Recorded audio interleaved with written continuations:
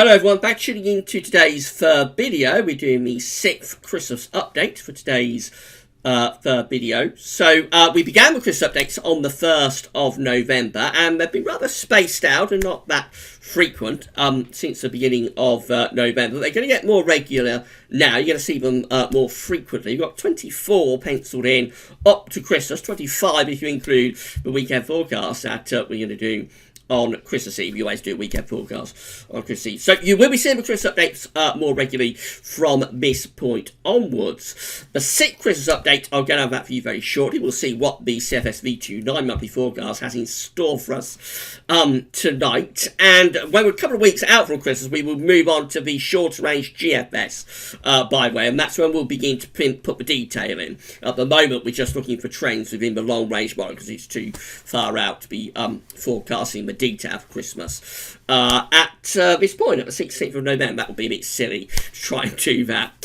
So I'll get that for you very shortly. Just say weekend forecast was first video up today, and also a week to 10-day video update as well. So catch up with all of today's videos if you would like to do that when you're done with the Christmas update. Tomorrow we've got the 12th winter update coming up, and there'll be a live stream on YouTube. I'll talk about that at the end of the video. Just say that Christmas shop is open, so you probably noticed our lovely gift here, very seasonable looking gift. Big thank you to our friend Richard for creating this for us. So if you've got any Christmas shop to do at Amazon between now and Christmas, all you need to do is go to the Gazworthy's Christmas shop page and then either click through the Amazon banners or use the Amazon search widget to search out whatever Christmas present you would like to buy. Whatever way you do it, you're going to finish up at Amazon, whether you do it through the search widget or just go through the Amazon banners. That's probably the easiest way of doing it. But whichever way you do it, you're going to finish up at Amazon. You'll do your Christmas shopping there as usual, so you're not doing anything different. Just purely the fact you're going from Gazworthy's to Amazon means we get a revenue fee on the things that you are buying. And a big thank you to everybody for doing that. And again, that's very, very special. So thank you so much to everybody for doing Christmas shopping at Amazon through Gazworthy's this Christmas. Right, so we'll start the Christmas update then. We're at metrosteel.fr. And we're looking at the CFS V2 9-monthly forecast, which was generated at midday yesterday. The CFS is run 4 times. The run we always use is the midday run for no particular reason, and that's one we choose. It shouldn't make any difference to the overall outcomes that you are seeing, but it's always best if you can use the same run all of the time to compare back, and that way we can't be choosing for cherry picking any particular outcome. So, for example, if it was show a very cold and wintry Christmas, that's purely the way that the model is showing. We haven't picked that particular outcome. So, it was generated midday yesterday on the 15th of November. It's CFS V2 9-monthly forecast at metrosteel.fr. Remember, we're just looking for trends here. We can't pinpoint the weather in exact detail to Christmas. We're just looking to see if we can find a trend within the model.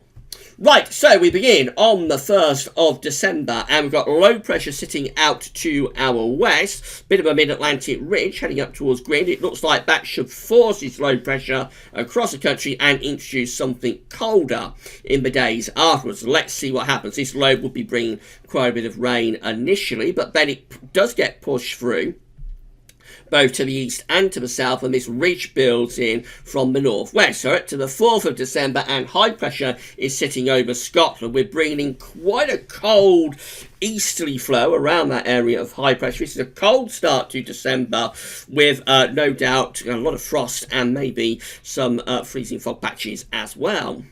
Moving further through the first week of December, that high pressure then begins to shunt over towards the eastern side of Europe. Low pressure has a go moving in from the Atlantic without a great deal of conviction though. And so up to the end of the first week of December, we're probably still quite cold there through most parts of the country. A little bit showering in the north and the west, but mainly dry and probably still relatively cold.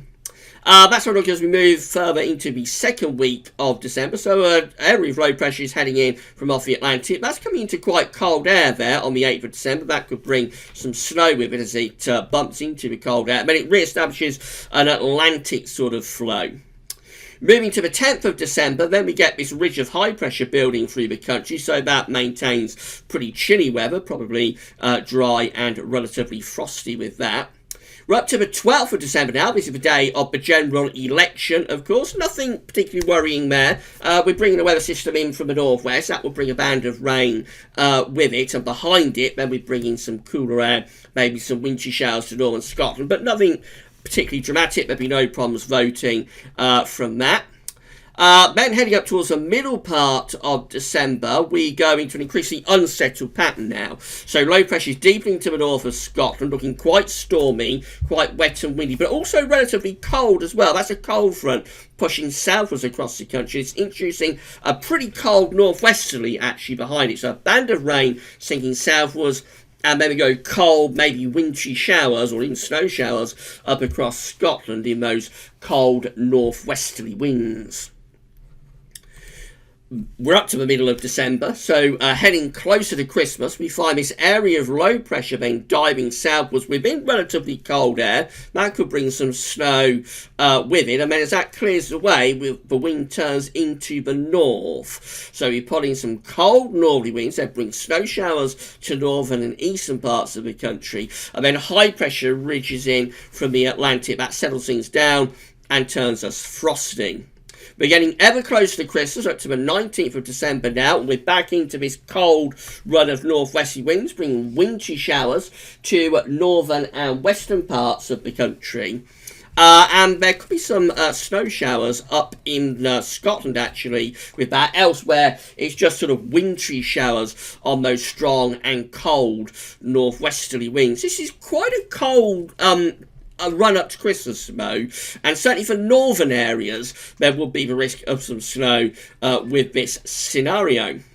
Right, so let's get to Christmas then. And we're on the eve of Christmas Eve, 23rd of December. We're still in a relatively chilly run of westerly winds, although wind is trying to back a bit to the southwest. An area of low pressure is running in there. That will be bringing heavy rain to England and Wales. On the northern edge of that low, the air is actually quite cold, probably cold enough for snow across Scotland, Northern Ireland, and maybe even Northern England as well as you're heading to Christmas Eve. So quite an interesting update this. That load zips away into the southern North Sea on Christmas Eve itself, and we return to quite a cold, showery northwesterly. Again, probably cold enough for wintry showers up in the north, and then that's how we look on Christmas Day for the 6th Christmas update. So overall quite cold.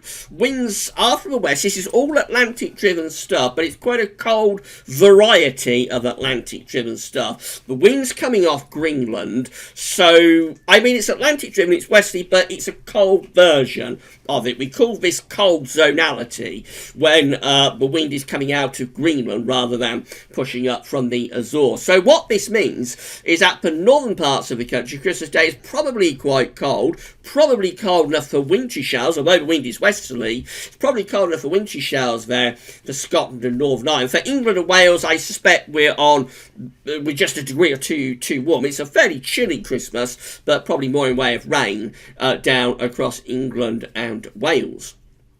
Boxing Day sees us all in a rather cold run of northwesterly winds, maybe bringing wintry showers, particularly to northern and western parts of the country.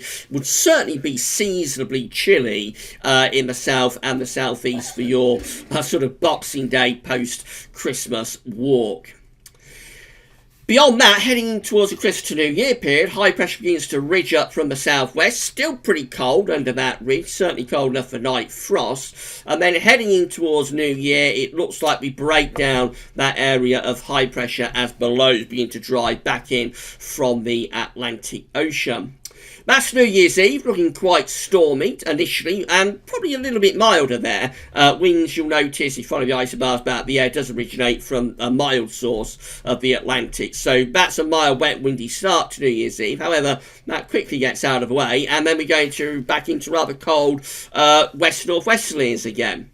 That's New Year's Day. So the first day of 2020 looks cold and unsettled. This low pressure is driving in off the Atlantic, bringing heavy rain, maybe gale force winds to England and Wales. But on the northern side of this low, similar to what we've seen several times through this update, on the northern side of this low, the air is cold and probably cold enough for snow across Scotland, Northern Ireland and northern England. So if you live in the north, this is a pretty good update actually in terms of wintry weather from these low pressures taking a rather more southerly track than usual and pulling the air in out of Greenland.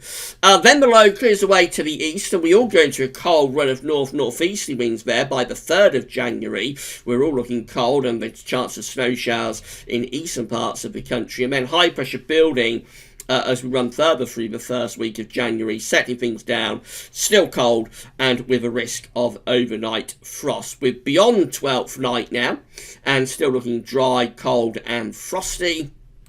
I'll just run you through the first couple of weeks of January, and the high pressure then relents, slips away to the east. Low pressure comes in from the Atlantic, probably a snow event as that low comes in, hits the cold air. Eventually that turns back to rain, and then we go off and running into what looks like a very unsettled and stormy and very wet spell through the first half of January with these areas of low pressure driving in from off the Atlantic. Always quite a cold variety of westerlies though, so we're just on the cold side of the jet stream throughout this run, or through most of this run really, which means that for northern areas there will always be a risk of snow. In the south, primarily, there'd be a risk of rain, and that's as far as I'm going to take you, up to the 21st of January. So what do we make of this one? Well, it's definitely westerly, we can say that, so I think that follows on from the last update also. So we probably have a trend for westerlies now, for this Christmas period, but it's a colder variety of westerlies, definitely. The air is very often coming out of Greenland and the North Atlantic, which is good news for northern parts of the country from a cold perspective. And we're just about through most of it on the cold side of the jet stream as well. All of this is very marginal. There's only a degree or two in it between rain and snow. So for northern areas, not a bad update for snow. Even over the Christmas period, there's a chance of snow there, even on Christmas Eve, Christmas Day and Boxing Day in the north. But down in the south, I suspect most of the time, southern areas are on the rain side of marginal. Whereas a lot of the time, northern areas are probably on the snow side of marginal with this. So, it's not a bad update for the north in terms of wintry weather around Christmas. For the south, it's primarily cold rain. And it is a continuation of the westerly theme, albeit it's a colder variety of westerlies.